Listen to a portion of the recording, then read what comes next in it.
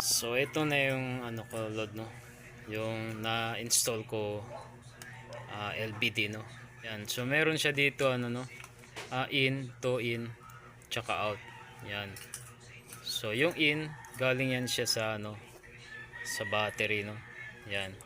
Yung out naman, yan na yung load, yung pinapagana natin, no. Yan, mga ilaw o kung anong pa man, no.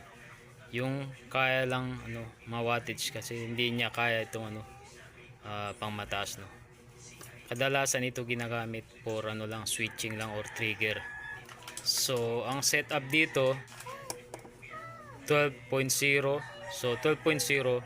So once bumaba siya, no, once yung voltage maging ngayon 12.9, no. So once maging 12.0 siya, so automatic yung supply niya ay magka-cut off po, no. Mawala siya. So pag reconnection naman, babalik yung kuryente.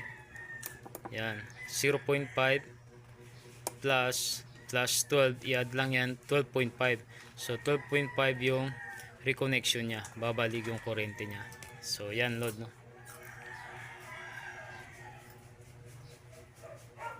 So yan yung setup ko, no, 12 volt setup.